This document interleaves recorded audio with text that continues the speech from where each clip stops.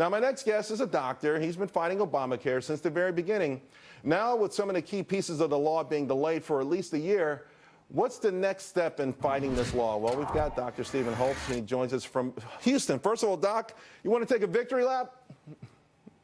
We're taking one right now. We felt like we had a strong pushback on Obamacare, and that's why they let the employer mandate be postponed for a year, because we sued them here in federal court in Houston, Texas. Okay, now... So we're going to take credit. The reason we're taking credit for it is I'm the only physician and only employer that sued over the issue of employer mandates, which violates the Fifth Amendment of the Constitution, the Takings Clause. Well, you're going to get a whole lot of thank you cards from around the country, but let's put it in perspective. This is just delayed for a year, so this has got to be a pretty short victory lap. In fact, you don't necessarily want to pat yourself on the back too long, because what's the next step? How do you get rid of this permanently? Well, here's what will happen next. The government has 3 weeks to reply to our lawsuit, which is in federal court in Houston.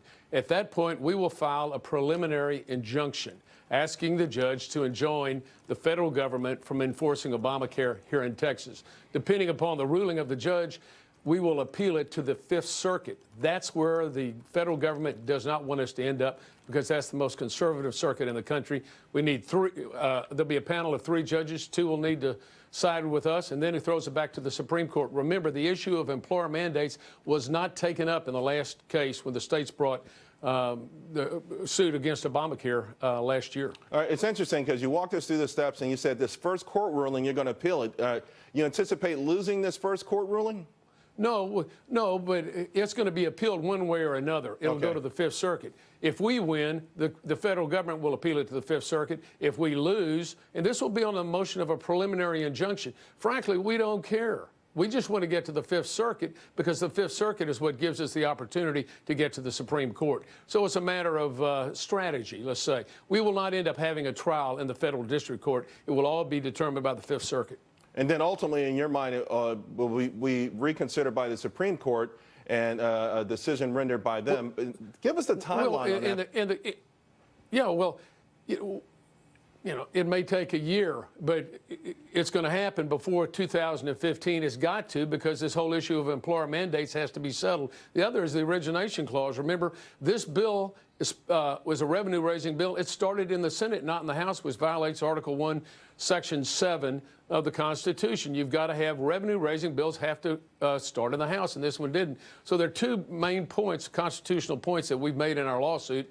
And the reason you remember, I'm the only doctor that has our employer that has come out and sued the federal government on this issue, and that's because I have a health practice in Houston, Hotze Health and Wellness Center, that focuses on more natural approaches to health. We want to address the underlying problems. We don't do any insurance or cash pay practice. And this is what the government should be going to, is health savings accounts, where individuals pay for their own health care, and employers and employees are encouraged to do that. I've written a book that... Doctor, listen, you took the victory lap. We don't have enough time for you to segue into a commercial. You've done a great job. A lot of people thank you. We're going to need you to continue fighting this thing, because you're right. That part of the bill, and most people think the bill itself, are just destroying the healthcare system and the economy. Thanks a lot. We appreciate it. And we will have you back on again to talk about it some more. Thank you, Charles. All right. Thanks a lot, Doc. Hey, the president said his administration would be the most transparent in history. Surprise! It turns out not to be the case. After the break, the judge weighs in on the president's hush-hush move to keep more records from voters.